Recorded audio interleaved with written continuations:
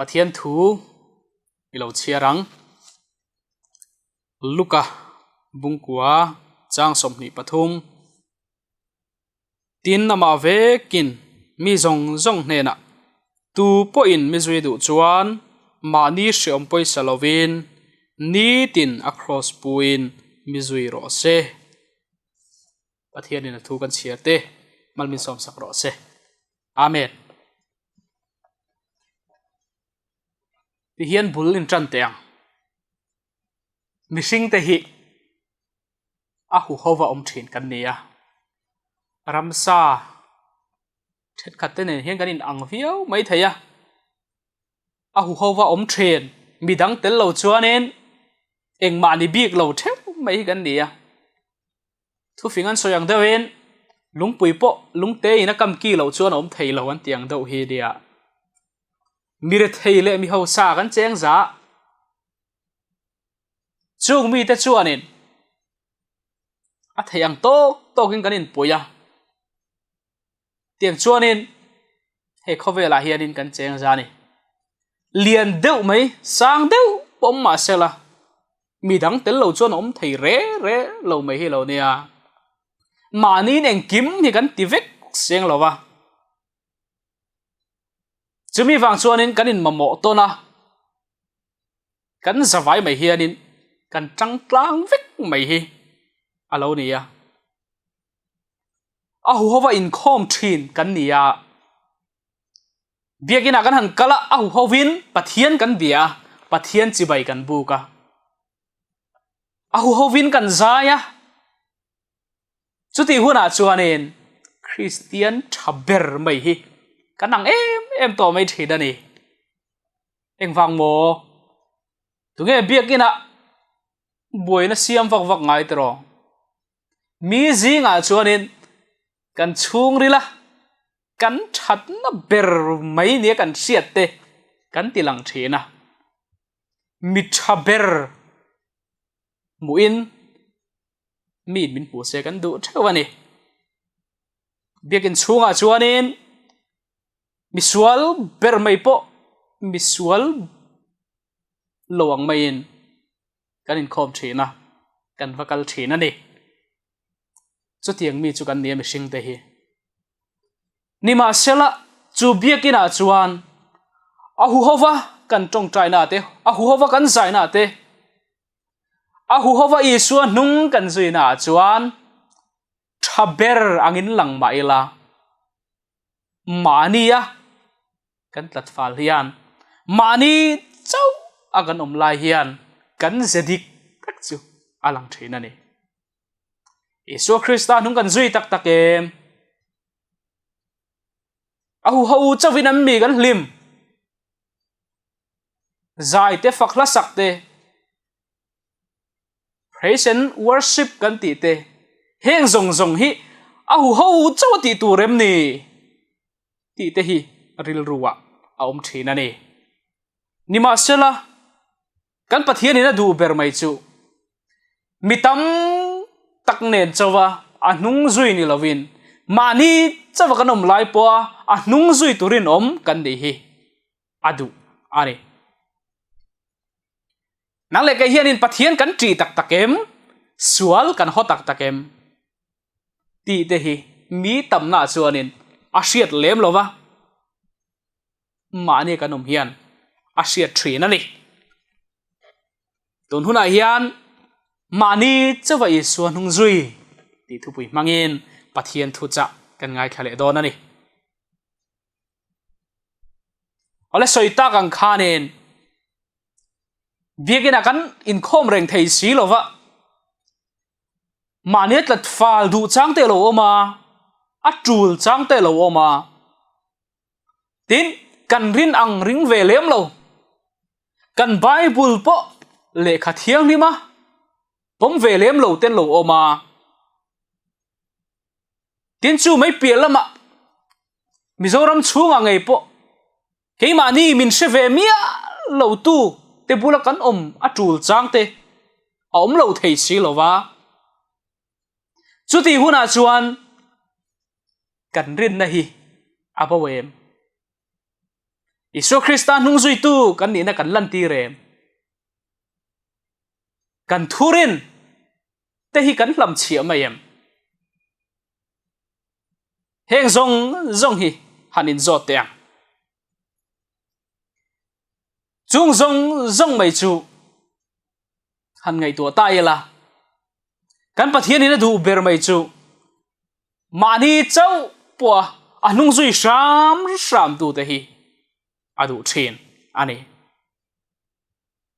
chung khat chu pa pakhat hianin ti hian a soirova ke chu pathian hian min mangai tak bon ka shelo ati ani ninga ti mo ka dia pathian hian min mangai tak chu ni selang chuanin a fa pa tir lovin a ma aron thiang chu ati ani mo han ngai tua mai chuanin ani don tak chu mole ti mai tu ra ni ma sela kan ngai tua chenga khapa khan a fa padam lo na tuar room mai kha han en sela han dom sela se atingo din karing kha fa pa mangai em ne na khanin inat ai ka lo na mayang itorai ka lo tuarang tin anakha tor sak thei chu ni selang a tor sak doin karing ani kan pathian hian min lo wa mangai em tero ama hoi san tu mishing sualat luto boral mai tur te chu min mangai lutuka a fa pa min pe a mangai em po ui lovin kan tan min pe phal dia mole nang le ke hi pathianin min van mangai em tero mangai na thu beramin mangai tu kan pathian hianin afa nang le ke hi min vua ka fa tin min ko hialani thisena min kan tu Isu Christa chuanin zuita kani zia alantira he khovela hianin rong alo bola kantan ator na sanga khan kanen ton turan hutsia zuita kani zia alo lantira ni masala he Isu hianin thilmak deu mai asoi kat mai eng thilmak mo khovela hian rem len tir tura local emomi ti su ti rem len tir tura local kan ni lova khan dai len tir tura local kan ni zok atialo amma kan ni tro Isu su khovela ron kal khanin rem na len tir tur ni om tak rem na duem mai Isu ani ya leile van in rem na kan nei theinan aron kallani sia nima selanga tinge thu soina he khovela hianin rem len tir turin karon kallo ati sile tero eng wange ni yang ngun takin han ngai tua ta yala khovela hianin ring tu in ti Christian in ti kan tam ma chung Christian sang mai te chu pum khatin kanom theilova kanin pum khat theilova he khovela hian rin na sang atam mani tero chumi wang chuanin pa le fa ten in do pha nu le pa te anin mu thiam lo pha thin ani he khovela hian rin na atam lutuka rin tur atam mani nima sela Isuan he thu hi asoi le boxi zona bung som chang som paruga khan tin he beram huanga mi lo hi beram dang kanei anni po kalaron suai turani atiani he beram huanga hianin beram po kaneya beram huang dang po kanei ati lo re he beram huang ami lo hi beram dang po ka nei ni ti huang dang ka nei ti hi i suan asoi ngai lo ani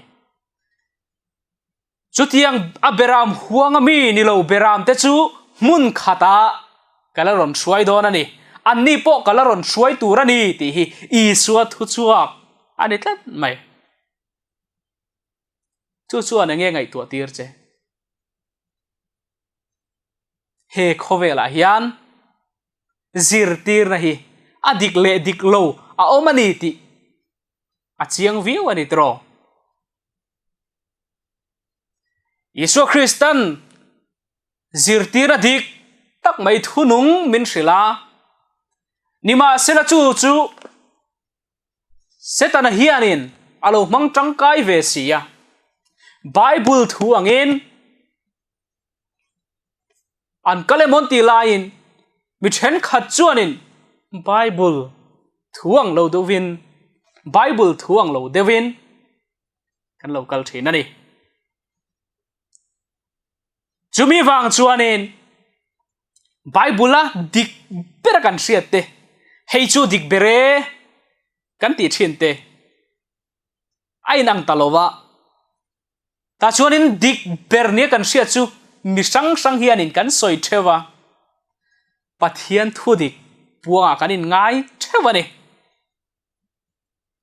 pathian thu dik puanga kanin ngaya chutiang chuanin rong kan bol ta suau mai ni hi mo nima sela i suwa soyangin nakina chuanin huang khata kan lom tura ngai ta ila apoi mo em a chuan khovela hian zir tirna atamani heng zir tirna sang kara hianin adik chu omani ti hi kan ngai tu ngayam ti tileng vak tam tak kara te hian adik khi chu om zelania adik ber se tu re ro chuan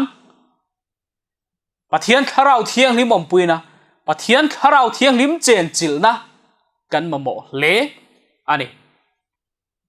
ani le isua beram huang lova beram te chu tu te nge niang le tro mi pakhat Bible lar em mai oma chu tir ko pola khani ome an ni na taka chuan ani khanin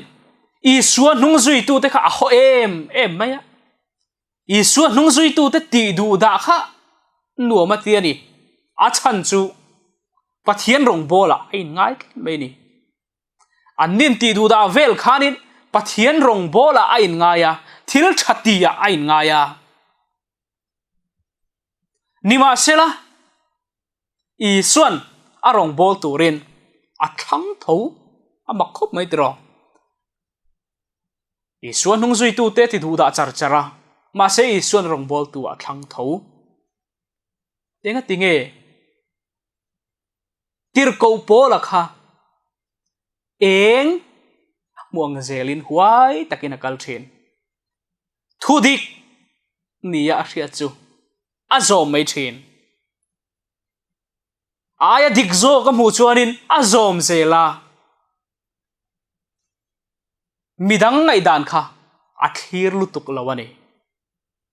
arin na sia pathian ringa pathian in kong dika ko mu chuan hei chu kalo ti thanania mana kan pile pu te tang kan lo ti nia atilo ke chu farisai kania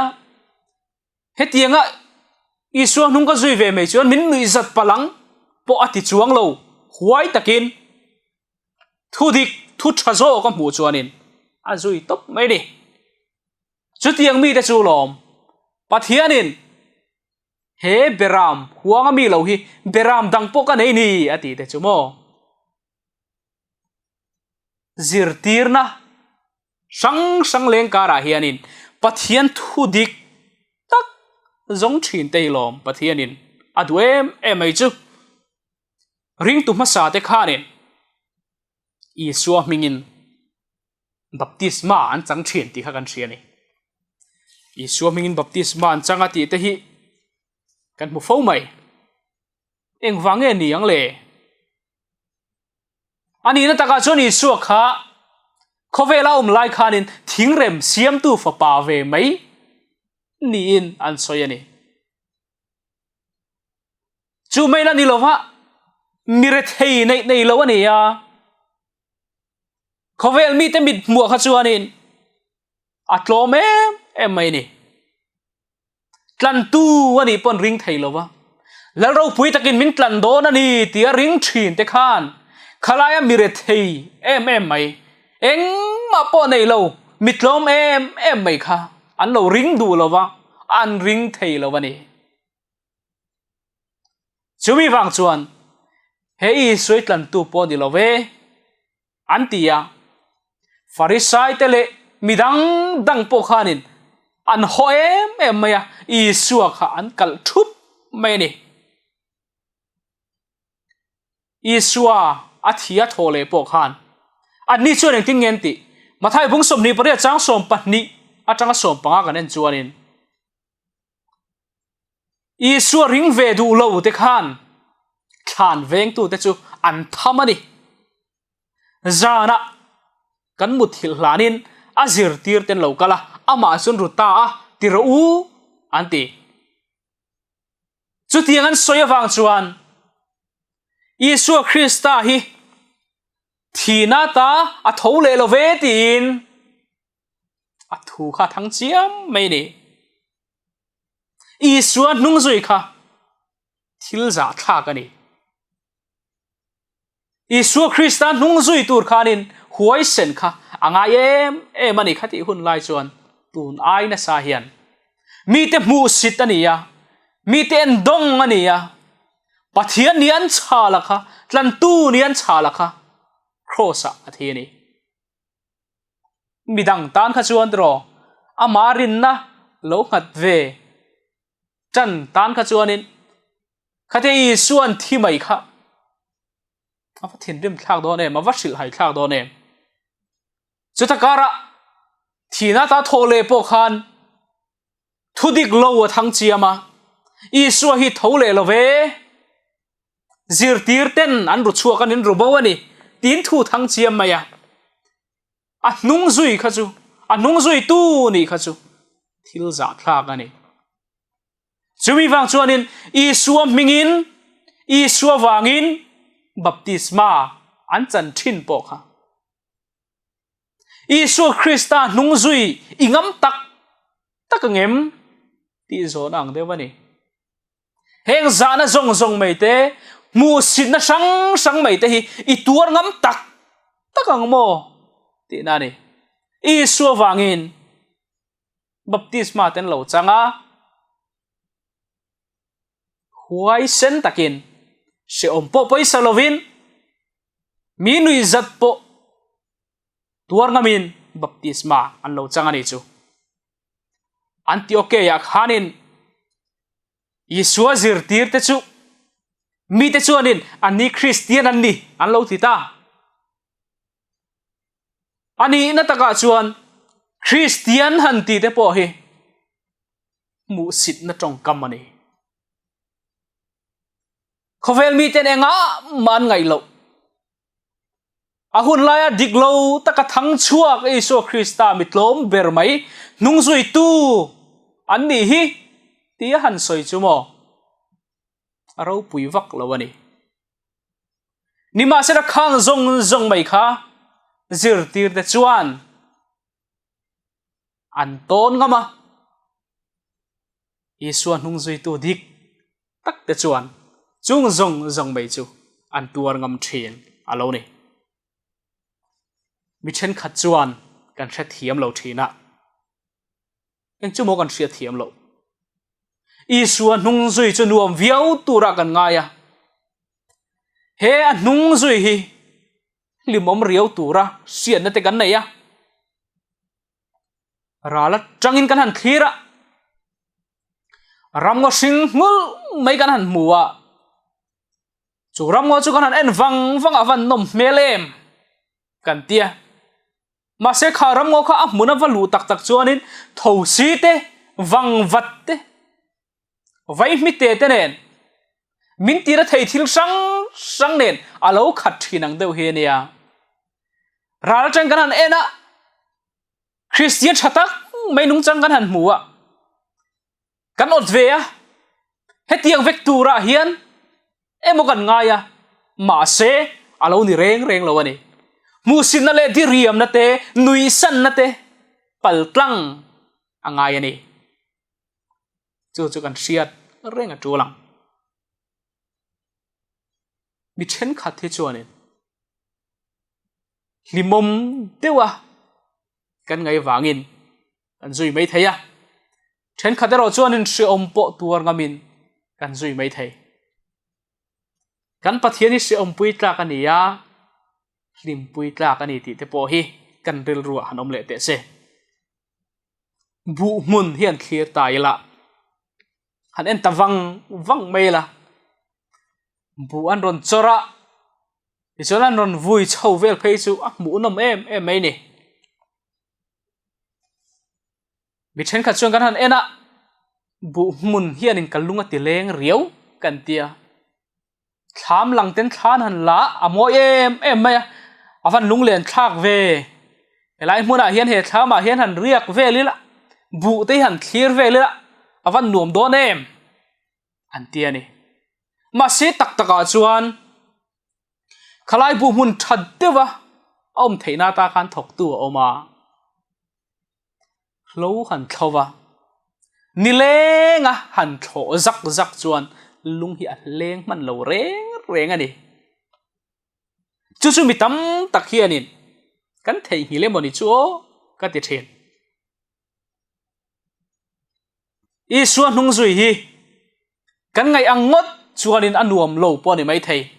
nima sela se om tor kanin huam angai ani ente kan pathian thuina soi tu point me zui du chuan mani se om poi salovin ni tina cross point mi zui ro se ati mani se om po poi salovin eng har san na po tok dol mai la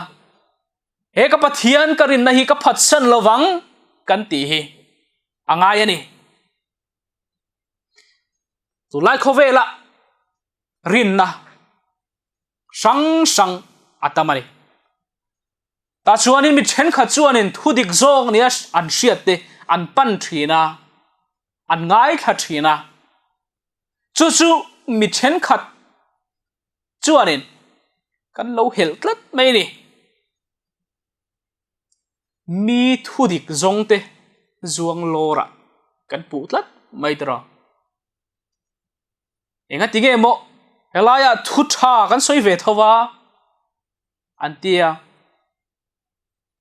mi then khat thu soi an wangai kha khan zuang lora kan ngai thina ni kal sual hi chu an na meu mai ni ma sela phim taka pathian thu soi thin pathian thu ngai tua thin an tho chumi ta chuanin pathian thu dik an zong thina nima sela he mi hian arin na va phat san ma em kan ti fo mai ni ison ang tinga ti kha mi te ma min tada piang ka pa wana mi ma ka tan veang nima sela tu po mi te ma mi phata piang ka pa wana mi ma ka phat veang ati mi te ma hianin isu Krista yang te kan tran thayang ele athu dikhi kan zo mang chu athu dik kan zonga dik ne kan siat zom ngam hi angai ni nima sela dik ni kan siat zong hi adik vek kher lo thei kharau thiang lim siat tir na te po kan mamoni pathian ne na thu dik min siat tir tura kan dil fo te po atul viau o masin mising te hian midang ngai dan kan thlir lu tuka midang ineng tin nge min ngayang le ti kan thlir na salu tuka mani po kanin hlan ngam lowa pathian man thei tur point kanin pe ngam thin lowa ni thudik ni kan siat po kan chian ngam lowa hei chu adikang a kan ti ngoi po hi kan ko sanu pa te kan pastor te kan member pui te hi kan za lu tuka anin engtin nge an ngayang le kan tia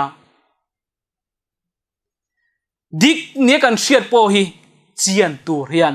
adik nge yem ti hre chiang tur hian kan zon chun zom ngam lo thin ani he hi poi khop mai thu fik te bung som ni pakwa chang som ni panga chuan midang ngai dan poi sak luat a hlo oma lalpa in nga ero chu a him ati midang ngai dan ngai poi mo hi a tha lutuk nima sela kan ngai poi mo lutuk anga pathian thua in ani soidan chuan kan ti fo ang ti hi a hlo om em mai ni mi ten eng tin point min ngai ma sela min ko tu hi pathian ani ti hi kan sia ta ngai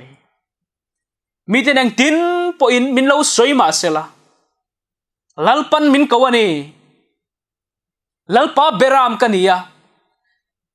ke hilalpa beram kani wangin kapu o hi ka sia ni aberam huanga zirtina dik tak mai zir chuak thei turin a thu dik hi ka zongani kan ti venga mangem i suwa nung zui hi ama mangai na tel lo chuan alo ha thak khop mai hi alo ni mangai mia lo ta na rong han bol reng mai te hi thil se om deu mai ani min mangai na se thiam tu rianin pathian hi kan buan emo nge ni pathian mangai in ti chung si hianin in khom te kan lo ningem trong trai te kan lo ningem bible chiar te hi ne om kan tiem heng bible te ni na taka chuanin pathian in mangai taka min pek love letter ani mo pathian in mangai taka min pek mangai tun a mangai ne na lekha athon ani chu kan se chiang ani chuanin bible chiar te tong trai te hi kan ning theng em le he kan pathian hian min mangai zia hi kan ria theina turatan ama hi kan buan fo atolani kan sual zong te min ngai dam turen kan ngen chiam hi fa poi mo em ka chan chin tlem han soi te voi khat chu na sa zokin pathian buan angai ni ka ti veya ka tling lo ti ka in sia ni ma sela tong trai kharil rual lang ve tat maya rau lo viau mai la thei to pin pathian kan buan ve chiam mai ni ani na taka chon ka sual na atam khop mai mi ten min siat pui lo sual na hi atamani chung zong mai ka ngai tu chon min ti se oma ka chawa midang laka po ka in sita pathian laka po ka in sit em mai ni nima sela pathian hian min langai dam theyang a heng zong mai hi ka ril ru ha na te ka ril ru mang an na te hi ane na khen roi mai teang ti kha ril ru alan ve miao wangin thei top choi kan tong tra ya chuti lai chuanin mak deuh main in oi lo mai theya keima tang hianin thil dum engemaw tla hi a omin ka siani ka har zok maya ka bulvel kan ena eng ma ka musi lawa enga ma ngai ta lo chuanin ka tong trai chun zom le a ma sena mak deuh mai chu kamit kha isu krista ka ta na tor na te ka ta na seoma tor na zong mai te aron langa karil ru chu miron hnem em me chung thil te chuan heng zong mai hi itan ka tuar ani heng zong hi nangma wang ani isual wang ani tiya min sil tu omin ka siani ni ma se la ka ngai tu na mai nia ka ngai isuan ka tong trai na chang aniang chu a mangai na te min han mu fia tir ve ni in ka sia kalom ve em maya bianga chuanin mitui aluang ve ngei mai ni tin ke mai ka travel sim po ni mai theya kha chu ka se chi alo mitui ron luang ve ya ta chuanin ka sual na zong mai te ka pathian in min ngai dam to ni isu Christian cross a min tlan to ni ka sual ngai dam to ni ti ka in sia ka limem em maya mitui luang ma se ka limani lal davidan pathian he na tong trai khan chandam lim na min pelero tia tong trai nang deu khan khami chana ke ma hian a lo thleng ni hian ka sia chandam nin sian na hlimem em na lom em na phur na tha tho na te kan nei chu kalom khop mai ni ma se ra kha thil kha rei tak dai tur lo ni mia lo maya huna lo kal le dewa khang lim na zong mai kha a bau le a angai te bokin mi chak lo kani ti hi ari le dup tho ni tin hian pathian ne na kan tong trai kan in hlan hi wanga em chandam lim na tu na hian kan nei lo em isu Christian min chandam ani tin ria da wanga lom na lim na eng thola zong mai tu na hianin kan nei em kan nei lo ani chuan pathian buani la chandam lim na min pelero ti hi kan van ma mo em tro Daniel le achian te khai ngai tu lok te ang ani chandam lim na nei na sab ber te zinga min ni ngem o ka ti thina anom na huna piang a pathian an buan thina pathian in a om pui ni ti an chiang em thina ne babylon anom lai khanin Daniel a thian te chu milim man kun ve du lowa laldang chi bai buk thei kan ni lo anti nima sela chung mi te chu babylona an ho tu te khan an lo du lova lal ber po khan du lova ni milem chi bai an biak lo chuan chi bai an buk lo chuan mi lo ngai dam ula khalaya milem ding sang em mai kha chi bai an buk lo ni chuan ro tuina mei puya pai turani chung zong chu shevek ma sela chi bai buk an tum re lo chi bai buk an dum lo miao wangin mei puya chuan an pai ta nima sela an zinga I suwa a omani he thina mei puya chang po hian min chan chuak do lo ma sela lal dang chi bai buk thei kan ni lo ve an tiani nang le ke hi hanin ngai tu ata ila he khovel house sak na le he khovel moi na ten min hip lai hian kan chak na le kan thiam na kan fin na